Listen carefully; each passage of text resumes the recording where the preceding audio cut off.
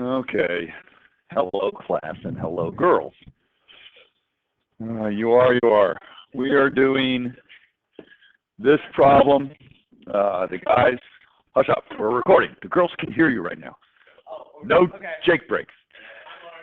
Hi, Marge. Yeah. The guys have a hard copy of this in their hot little hands, and you're going to turn this in on Friday. You can print this out or just copy it at home. We will be out of school on Monday and Tuesday and Wednesday and maybe Thursday. I'm sure we'll be back on Friday. So by Friday, at the end of the day, you're going to turn this in to me. No, not for sure. But my gut instinct says that Monday, Tuesday, for sure. Wednesday, in all likelihood. Thursday, maybe. Who knows? We may have a late opening on Thursday. The unfortunate thing, of course, is that you have to do a digital learning day on Tuesday and any other day we're out this year. Okay, so this is the task. We're supposed to, it says, work the following by yourself using no outside assistance other than your notes, which you're going to take down today, your textbook, and any static website. Shows sufficient work to justify your answers. You give me clean solutions, not a lot of erasures and scribbles. Clearly indicate your work, pledge your work Friday at the end of the day. You do not have enough room on this page to work on this sheet of paper. So you're probably going to do these 4 problems on a separate sheet of paper, or 2, or 3. Okay, so all of these are dealing with the idea of harmonic functions. And the first thing we want to do is go to the textbook, page 995. Okay, page 995. And we're going to be looking at exercises. It's 73 through 76. 73 through 76. Grab a book, guys. Grab a book.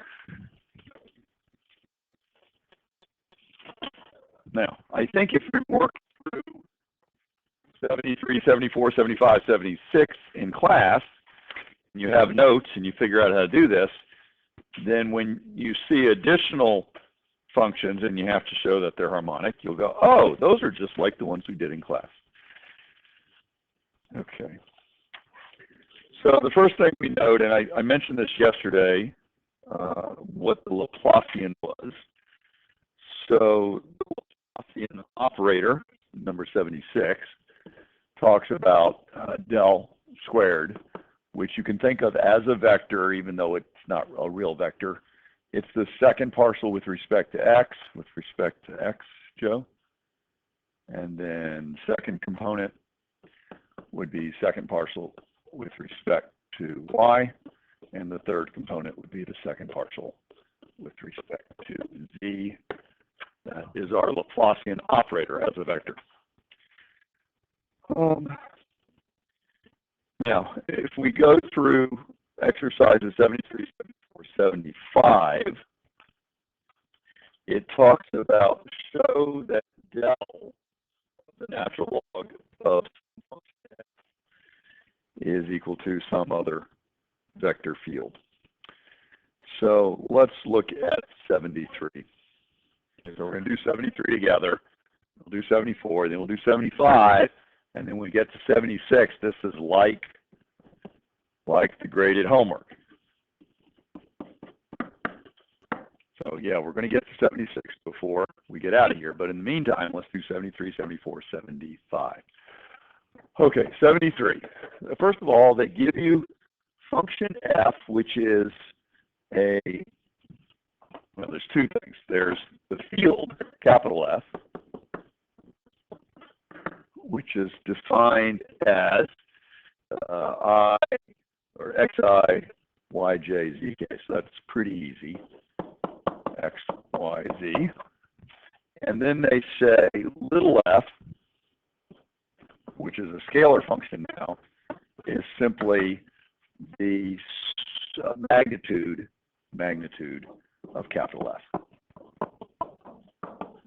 right? So this is the setup for 73, 74, 75. All three problems are dealing with this piece of information. Now, before we go any further, can you tell me what little f is? I guess that's sort of a no-brainer, but what is the magnitude of a vector? How do you find the length of a vector?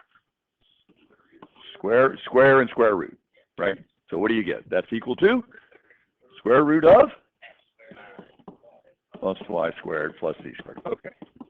So for this particular set of problems, 73, 74, and 75, we're given this information.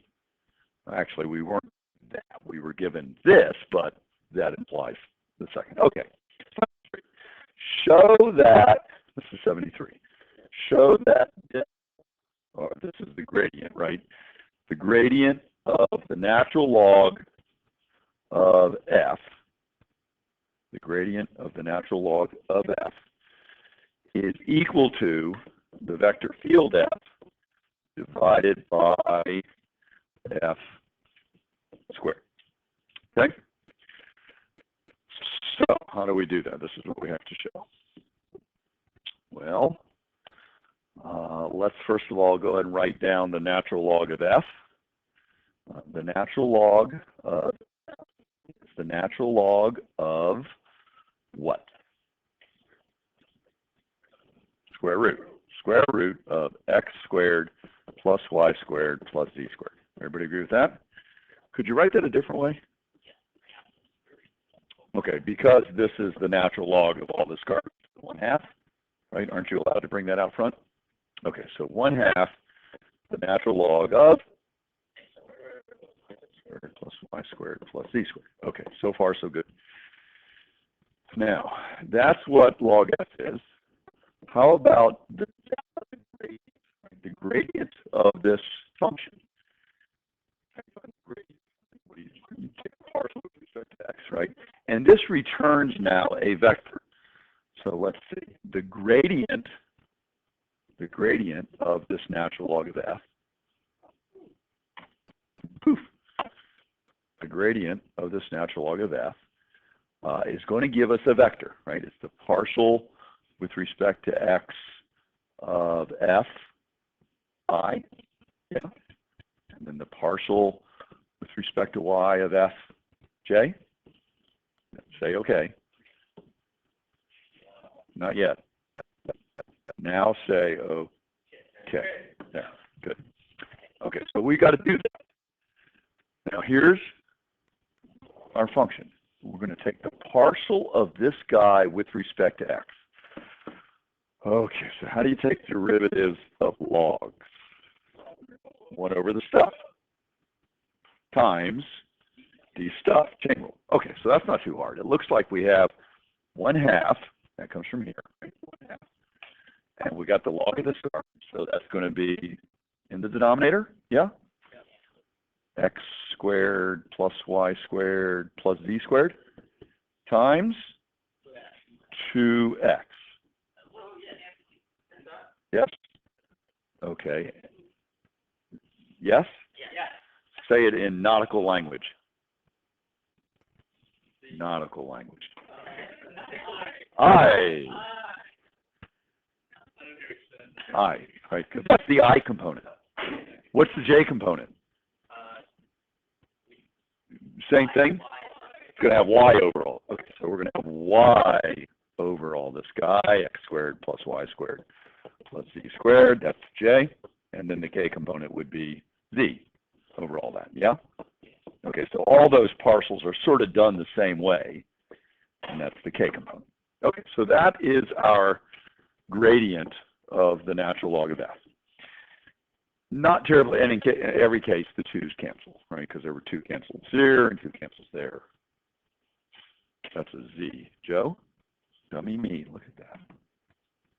There's a Z there. Yes? Okay. So yeah, if you wanted to, you could write this a little bit more cleanly by factoring out the x squared plus y squared plus z squared. Y squared plus z squared. and then you'd have left. Now this is a vector, right? IJK, and the vector is X, Y, Z. Okay, so that's just working the left side of this equation. We have just done, grab my magic pen here, we have just done this. No, we have just done up, higher. Yes, we have just done this. Yes, we found the gradient of the natural log of f.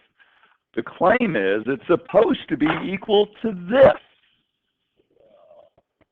Well, so now the question is, what is the capital vector field f divided by the square of the scalar function f? And to do that, you're going to have to go back and, well, here's f. So yeah, what's the square of that? Right, so that's x squared plus y squared plus z squared. So that's easy, and the top was x, y, z, right? Yeah, so it sort of falls right out, yes? X, Y, Z. So sure enough, after we work through all of this, you can say, absolutely, this does equal capital F, right, divided by F squared. Okay, done, QED. Which is Latin for quota erat demonstration, or abbreviation, which translates as, right, that which was needed to be demonstrated or shown, or we did what we were supposed to. Yeah. Okay, good. 74. We're supposed to do 74. It says show that del of 1 over f is, or the gradient of 1 over f. I keep saying del. Remember that divergence del was defined on page 993, and that was actually giving you an operator. We didn't want to mess with that yet. We're still doing gradients. Okay, so number 74 show that the gradient of 1 over f is equal to minus the field over f cubed. Ooh. So that's the task. Well, maybe if we work from the right side this time. F was the square root of x squared plus y squared plus z squared.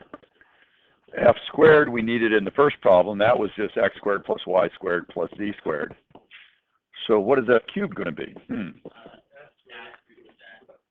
To the 3/2 power? Right, okay. So if we can get to that somewhere along the way, we'll need it right here. And notice the top is still just x, y, z, the vector, but now it's supposed to be the opposite of that. So that's what we're supposed to be aiming for. Okay, now let's find the gradient of 1 over f. Okay, so what was the f? F was this guy, there's f. And so 1 over f is going to be 1 over the square root, yes? 1 over the square root of x squared plus y squared plus z squared. And now somehow we've got to find the gradient of that, which means we've got to take some partials. Okay, so before I let me just remind you that if you had some function which was 1 over ugly, this is Calc 1 now, and you're trying to find the derivative of 1 over ugly, do you remember what it was? No, the 1 over minus 1 over ugly squared d ugly times the derivative of rectangle.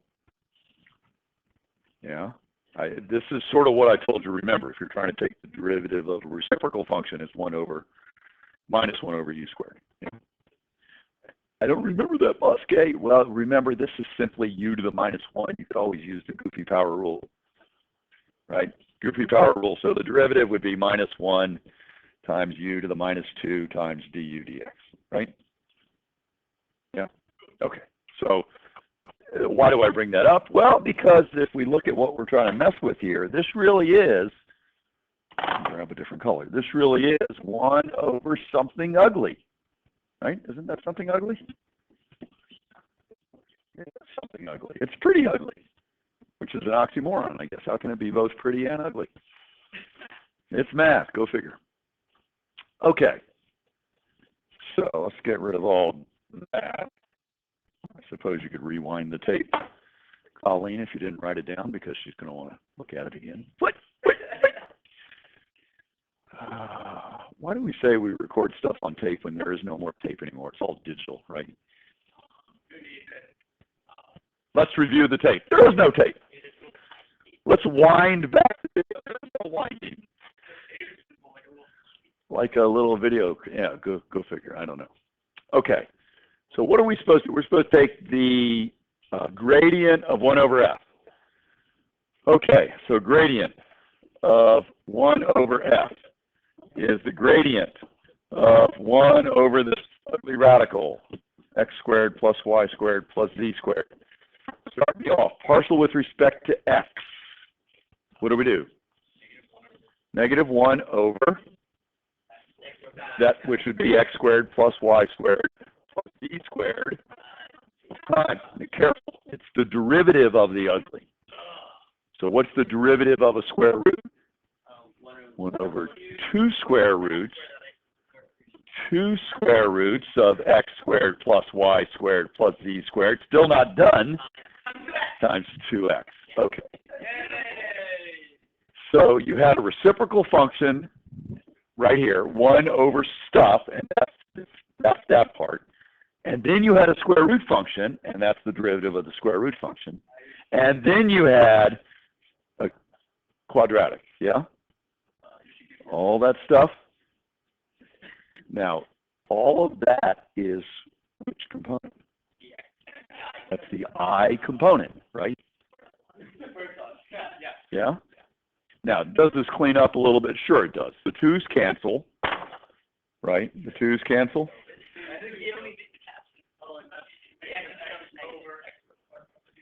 To the 3 halves, which is what we're going to want in the end. Okay, so do we need to do any more?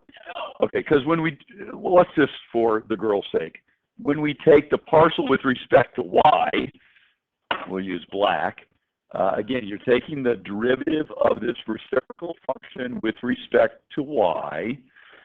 So it starts off as minus 1 over the radical squared times the derivative of a radical, which is 1 over 2 radicals,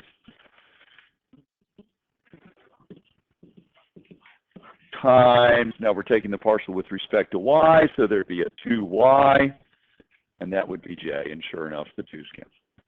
Okay, so I think with just a little bit more work, it should be pretty clear that we're going to get f cubed in the denominator, as we want, and then in the numerator, you're going to be left with x, y, z, the I, j, k components, and all of them had a minus sign, right? Minus sign here, minus sign here, right?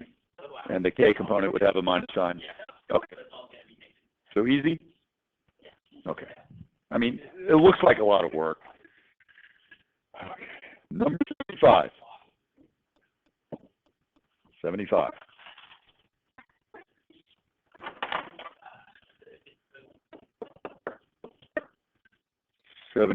Show that the gradient of f to the n is going to be equal to n times f to the n minus 2, question mark, times the vector function f.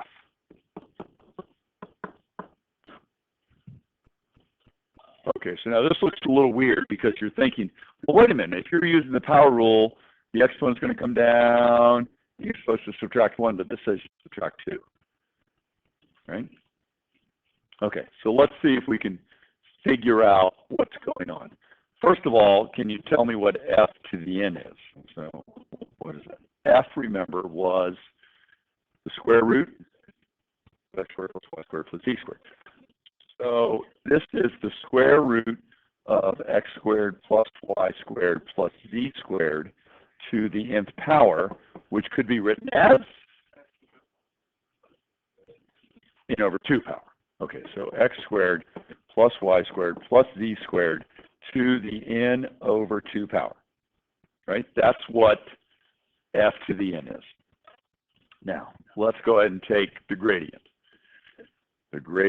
of this thing right here. Okay, so we're going to take the partial with respect to x. Okay, so the first thing we got to do is do what with the power? Bring it out front. Okay, so we're going to have, this is, bring the power out front, which is n over 2. Then you're going to write down all, remember using a power rule, so this is x squared plus y squared plus z squared to the what power? Negative n over 2, right? Negative n over 2. It's n over 2, take away 2 over 2, which is n minus 2 over 2, which is n over 2 minus 2 over 2, which is n over 2 minus 1. Yeah? So what did I write? I don't know why I did that. It's n over 2 minus 1. Dummy. I've got snow fever.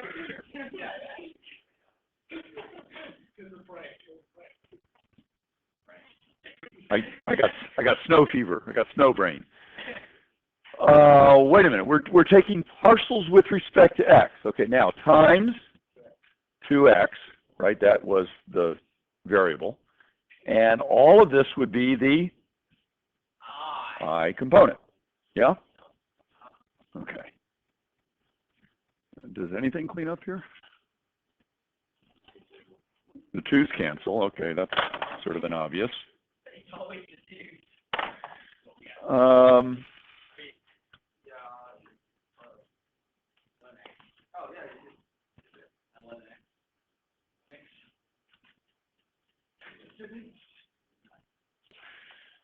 Okay. We're supposed to get f to the n minus 2 power like this. Okay, so if I replace this exponent with n minus 2 over 2. Okay, and then note that this is the, remember the roots are on the bottom, so there's the bottom of my fractional power, so that's going to come in as a square root. So let's clean this up a little bit. Now this is, again, just the I component. We've got 2, sorry, we don't have 2, we have n and x, and we have the square root of x squared plus y squared plus z squared to the n minus 2 power, and that's the I component, yeah? Okay. Is it the same for all of them? Okay, so where were we supposed to, we're supposed to be aiming for n. There's the n. And that's not a variable, right? That's a constant. And we got f to the n minus 2 power, and that's this. Okay, and then we've got the I component is x, and then the j component would be y, right? Because they're all going to, yeah. So this does look like it works out very nicely.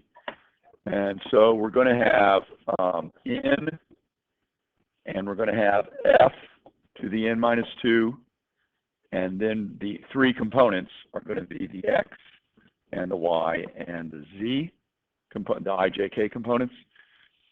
And so sure enough, this is in f to the n minus 2, and this is cap f.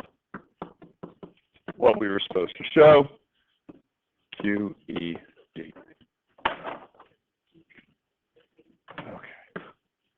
finally, we can get to Laplace's equation. Okay, so again, think of this del squared as a vector, second partial with respect to x, second partial with respect to y. This is what your graded homework is going to be on, second partial with respect to z. And it says any function that has the Laplacian operated on the function w. If this works out to be zero, then we say the function is harmonic. Then w is harmonic, a harmonic function. Your homework is to show 4 different functions, actually 5 different functions, because the problem is a couple polynomials show that each one is harmonic. Let's do the one that's in the book. In the book it says we're supposed to show that 1 over f is harmonic. Now remember, for the last 4 problems that we've done, f was this function right here. It was the square root of x squared plus y squared plus z squared. Show that this function is harmonic. Okay, so what we need to do is we need to take our Laplacian and operate it on this function. And we're supposed to show that this works out to be 0. How do you do it? Well, you take the first partial with respect to x, figure out what that is, and then take the second partial with respect to x, right? And then you already got the first partial? All right, so go into there, take the second partial, and then third, work each of those out. I'll try to finish this video after school and let you get to this. So we'll have a complete example done. Have a good break. See you all next year sometime. Probably not Monday, not Tuesday, probably not Wednesday, maybe not Thursday, but I'll certainly see you Friday. Okay, goodbye.